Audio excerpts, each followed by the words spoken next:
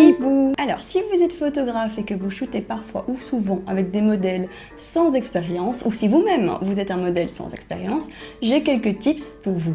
Et vu que j'en ai beaucoup en fait, j'ai décidé d'en faire au moins 2 vidéos. Aujourd'hui, on se concentrera plutôt sur les portraits au cadrage relativement serré avec des conseils pour vous aider à obtenir le meilleur de n'importe quel modèle en un rien de temps. D'un côté pour les mettre à leur avantage, en maximisant leur photogénie. Ensuite pour vous aider à obtenir des expressions de visage plus détendues et plus pro entre guillemets. Mais aussi pour vous faire prendre conscience des petits détails pas forcément intuitifs auxquels il faut penser quand on photographie des portraits posés, parce que dans certains cas le rendu final, même extrêmement naturel, repose sur des stratégies. Un appareil photo ne voit pas les choses de la même manière qu'une paire d'yeux humains et il faut en tenir compte.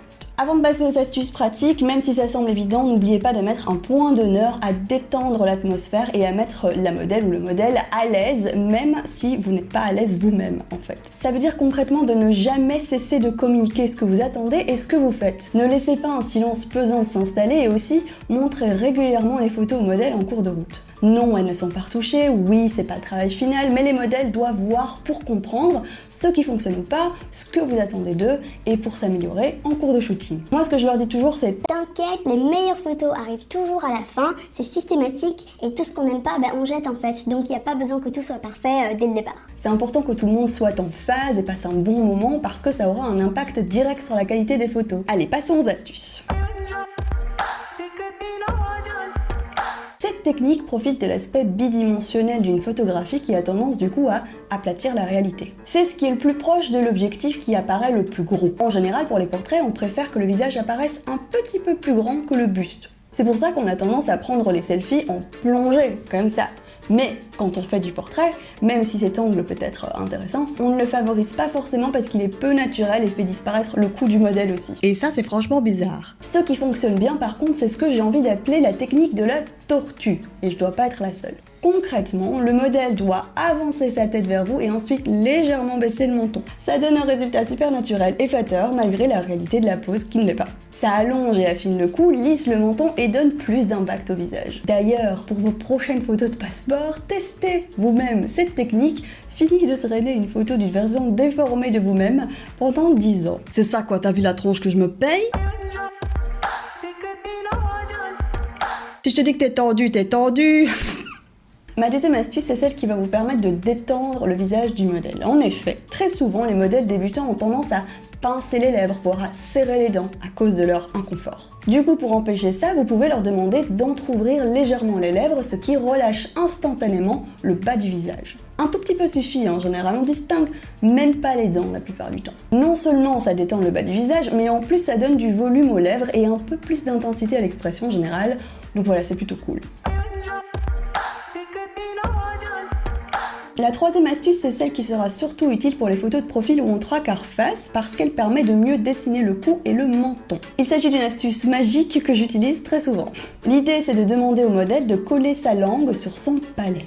Je rigole pas, c'est un effet raffermissant immédiat. Par contre, attention, combiné avec la tortue et les lèvres entrouvertes, ça peut faire beaucoup de choses à gérer. Ne brusquez pas votre modèle et prenez le temps de voir quelle combinaison fonctionne le mieux. D'ailleurs, vous n'avez pas forcément envie d'un modèle au visage sérieux, moody ou que sais-je. Peut-être que vous voulez des sourires. Dans ce cas-là, pas de doute, c'est le sourire franc et naturel qui sera votre ami et il n'y a rien de pire pour obtenir un joli sourire que de le demander. Cheese. Ma technique pour obtenir des sourires, beaucoup utilisée en mariage, c'est de faire rire. Comment? En mémorisant votre petit stock de blagues efficaces, disons. Moi, j'en avais toujours 3, tout abominables, je dirais pas pourquoi, mais très efficaces. Mais si j'ai un trou de mémoire, je dis simplement bon, maintenant, imagine que je vienne de te raconter une blague géniale, franchement hilarante. Et souvent, l'absurdité de la demande provoque le rire. Oh là là, mais quelle arnaqueuse! Cinquième conseil, celui qui vous évitera d'obtenir des regards figés. Plutôt que de laisser le modèle vous fixer pendant plusieurs secondes, ce qui va probablement impacter le naturel de son expression au fur et à mesure, demandez-lui de mémoriser ou regarder votre objectif par exemple et de fermer les yeux. Faites bien votre mise au point sur les yeux, juste avant de déclencher, vous lui demandez d'ouvrir les yeux et vous prenez quelques photos. Et voilà, vous avez votre regard bien naturel et intense. Sixième conseil, parlons photogénie. Tous les visages sont différents et en général, ils ne prennent pas la lumière exactement de la même façon. Et la géométrie du visage est grandement impactée par l'orientation et la dureté des sources lumineuses utilisées, même le soleil. Si nous partons du principe que vous recherchez la lumière la plus flatteuse possible, je vous encourage à faire tourner votre modèle sur lui-même et à tourner vous-même autour de lui. Ça vous permettra de voir comment la lumière rebondit sur son visage, que ce soit en extérieur ou à l'intérieur avec des modeling light par exemple. En général, ce qui fonctionne le mieux, c'est la lumière douce en face, légèrement décentrée ou légèrement en hauteur. Le visage doit être tourné vers la source et c'est assez facile d'encourager le modèle à suivre la lumière avec son visage. Je vais vers la lumière. En tout cas, soyez attentifs à cet aspect. Une expression même parfaite, mais mal éclairée, ça fonctionne jamais très bien. Septième astuce, utilisez les mains, mais attention, pas n'importe comment. Pas comme ça. Ça peut aider à obtenir des résultats plus naturels, de proposer au modèle de se toucher le visage, de jouer avec ses cheveux ou la bretelle de sa robe par exemple. Mais les mains peuvent aussi être une grosse source de distraction, d'autant plus que comme je l'ai dit, c'est ce qui est le plus proche de l'objectif qui paraîtra le plus imposant à l'image, parfois même de façon disproportionnée, et si vous shootez à faible ouverture, elle risque en plus d'être floue.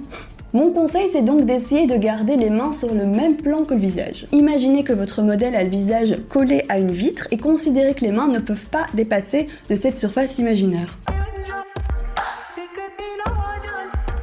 Huitième astuce, il faut savoir que lorsqu'on photographie des modèles, il y a un truc qu'on évite particulièrement quand on construit les poses et les attitudes, ce sont les pressions. Ça veut dire quoi? En fait, dès qu'il y a un contact entre le visage et une surface, entre le visage et les mains du modèle ou quoi que ce soit d'autre, le contact doit être simulé. Plutôt que de vraiment s'appuyer, le modèle fait semblant, sinon vous pouvez voir comme ça étire la peau et déforme même le visage. C'est d'ailleurs une des grandes raisons qui justifie qu'ils ont besoin de bons abdos, de bonnes jambes et de bons dos parce que c'est loin d'être de tout repos, ces limitations de tête là.